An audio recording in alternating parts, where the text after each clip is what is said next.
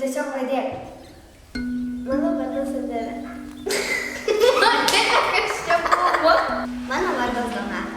Aš čia savanoriauju 2 savaitės. Pirmą savaitę darželyje, o kitą savaitę eisiu į lopšelį.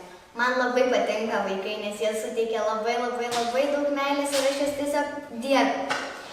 Aš čia lankiau darželį, po to 9 klasę, 1, 2, 3 ir 4. Ir jau šiais mokslo metais turėsiu pradėti naują etapą ir eiti į kitą mokyklą. Tai virtuvėje mes turėsim suruošti vakarienę. Daiktus ir taip toliau.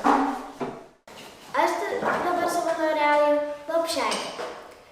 Man labai patinka vaikai. Jie maži padarėliai, kurie suteikia džiaugsmą.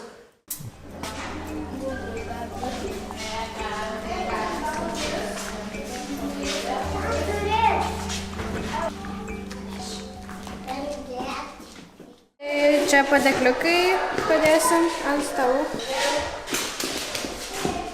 Mano vardas Mintautė. Mes su Donata dirbame su 3-5 metų vaikais. Atvažiuojame autobusu 9 darželį ir išvažiuojame 4.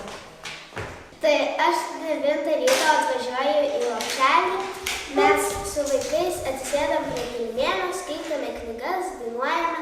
Po to mes padedam vaikams susirasti veiklą. Po to einame pavalgyti užkandį. Tai mes dabar iškraunam iš indapų dešimtus, kad vaikai šiek tiek išmoktų savarankiškumo. Atsargiai!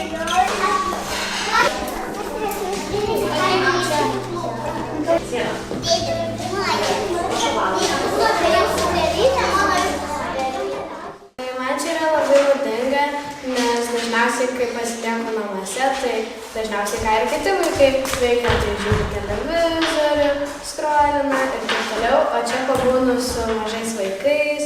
Čia darželio būti man yra labai naudinga, nes aš lavinu savo kantrybę, nes mano kantrybė yra labai nedidelė, o čia darželyje ją tikrai galima užauginti, nes, pavyzdžiui, kai vaikai dirbosi ir atrodo, tu jau užmundai vaiką, viskas gerai ir jis atsimerkia.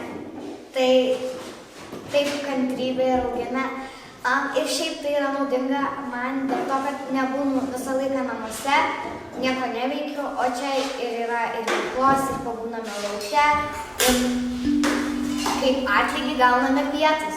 Ir naudinga, kad pavalgau pietus. Taip, nevalgau pietus.